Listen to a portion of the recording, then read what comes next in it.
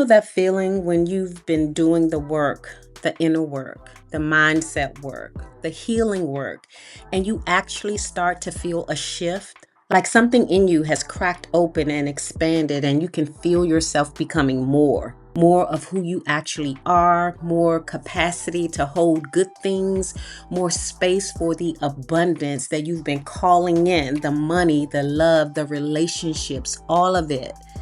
And then, out of nowhere, she shows up. That old version of you. The one who worries, the one who controls, the one who looks at everything good happening in her life and starts to dismantle it. Because on some level, it doesn't feel safe to hold that much good. That is exactly what happened to me. And I'm sharing it with you today because I know that I'm not the only one that this happens to.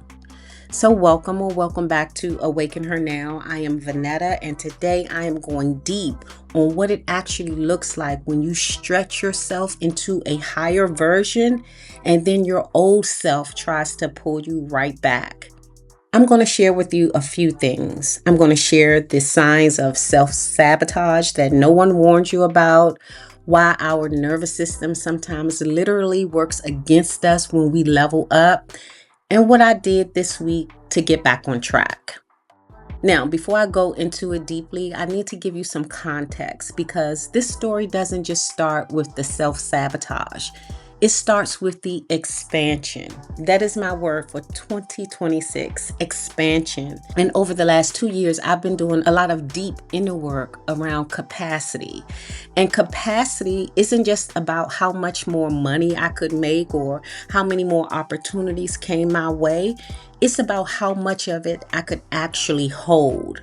And so my goal was to expand and be able to hold more financial abundance, abundance of love, and abundance of opportunities overall. See, my container, my capacity to hold things that I wanted was way too small. And my nervous system was actually calibrated to expect smallness. And so underneath that, I had a belief system that told me I don't deserve these things that I wanted to call in, that they were too good to be true. And this made my capacity to hold the things that I desired impossible, which meant anytime these things actually showed up in my life, I pushed them away without even realizing it. So what I had to do was the inner work to expand my ability and my capacity to not only believe for more, but to actually hold it when it came. I stretched, I pushed into territories that felt uncomfortable, bigger goals, higher standards, new levels of self-worth, and it was working. I could feel it. And then the resistance showed up. See, here's the thing that I didn't realize about growth. The moment you push past a new threshold, the moment you actually start operating at a higher level, your nervous system sounds the alarm. And it's not because something is wrong, but because something is unfamiliar. See, the brain's number one job is to keep us safe. And safe to the nervous system means familiar. It means predictable. It means only accepting the patterns, the behaviors, and the thoughts it really knows how to navigate already. So when I started showing up differently, when I started expecting more, believing more, having more, my nervous system didn't celebrate it. It got nervous. It started looking for threats. And it was trying to pull me back to the version of myself that it knew how to manage. And this is what self-sabotage is. See, self-sabotage rarely looks dramatic. It doesn't always look like blowing up your life or making a huge mistake. Sometimes self-sabotage is quiet. It's subtle. Self-sabotage can even look like being responsible, but it's really fear. And for me, this week, it showed up as anxiety, that low level hum of worry that starts in your chest and just sits there, quietly reminding you of everything that could go wrong. It showed up as me overthinking and second guessing myself. So when I noticed, I reminded myself, that I wasn't broken, I wasn't weak, and I certainly wasn't failing. I was simply in the process of becoming. And let me tell you the truth about becoming. It can be uncomfortable because it disrupts your nervous system and it demands that you get real comfortable with what's unfamiliar. And so the question for me wasn't whether the old me was going to show up. She absolutely did. The question for me was, would I recognize her and assure her that becoming more is safe? And so I am so proud of myself this week because I did recognize her and I did reassure her that this is where we belong. This is what we want. This is where safety is. This new normal that we are creating, it is absolutely where we need to be. See, the moment I recognized her, the moment I could name what was happening, everything shifted. And that right there is the work. That's when I realized, yes, my inner work is working. I was more self-aware, and self-awareness is power. Because when you can see yourself and your patterns, you can choose differently. When you can name the anxiety, not as truth, not as reality, not as proof that something is actually wrong, you can take anxiety's power away. So I stopped and said to myself as the old me showed up, this is just your nervous system. This is old programming. This is fear dressed up as logic, and I'm not available for it. Now, in all honesty, being self-aware didn't mean that everything was fine. It meant I had to be intentional about regulating my nervous system. So I made a conscious decision to focus on joy and all the things that light me up. So what I chose to do was only do the work and the play that made me feel good inside. I chose to make sure that my brain would associate this good feeling as my new normal. And one of the things I did this week was I played tennis. And if you've never experienced the magic of physical movement as a regulation tool, let me tell you, it is everything.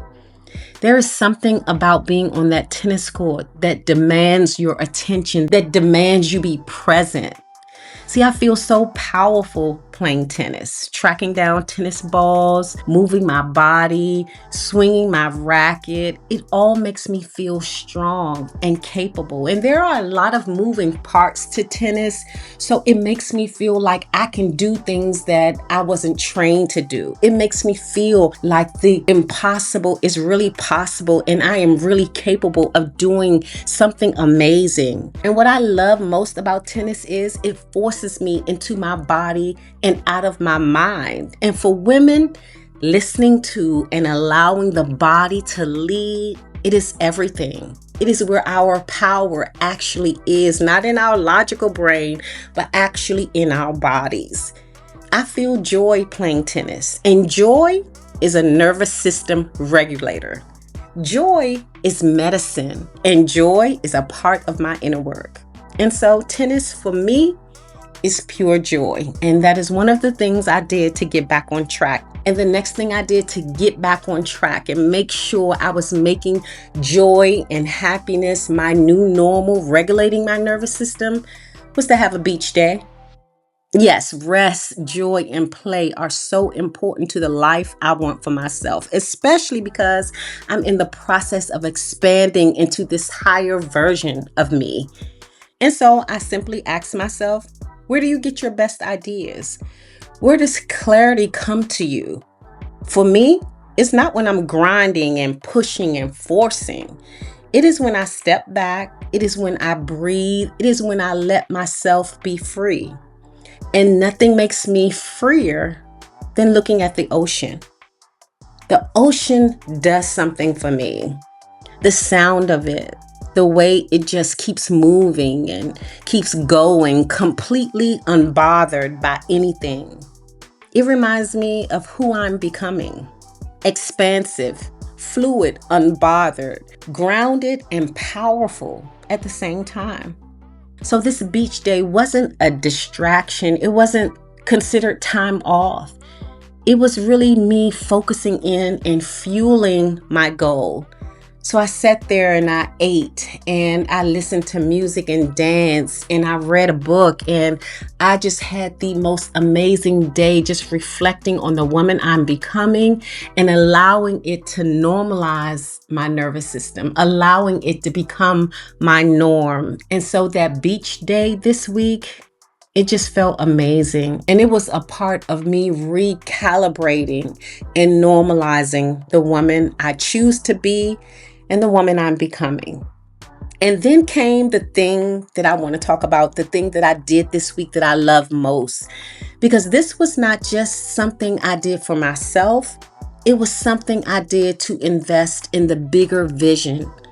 I co-hosted a business mixer with a friend, and our theme, the intentional, chosen, deliberate theme, was collaboration. And I want to talk about this because I think it's so important, especially for women, especially for women who are building something.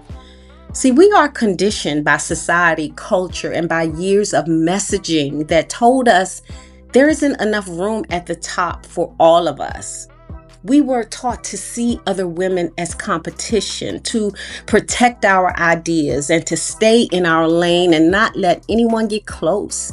And that conditioning is one of the most expensive lies we've ever been sold.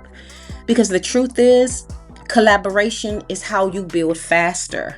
Collaboration is how you reach further. Collaboration is how you access resources, relationships, audiences, and opportunities that your solo hustle could never reach on its own.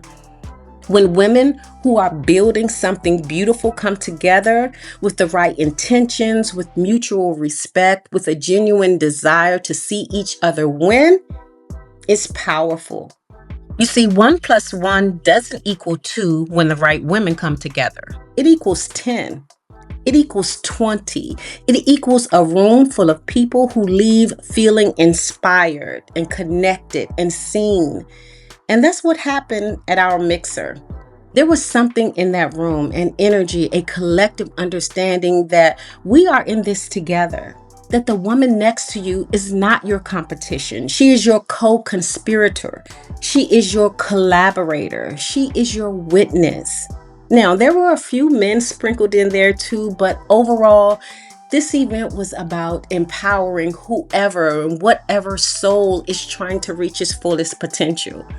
So for every entrepreneur watching this, especially if you're in the early stages, especially if you feel like you're building alone, I want to challenge you to open your hands, find another woman in your space, not to copy each other, not to compete with each other, but to build alongside each other, to refer to each other, to share audiences, to co-create something that neither of you could create alone. That is not weakness. That is wisdom.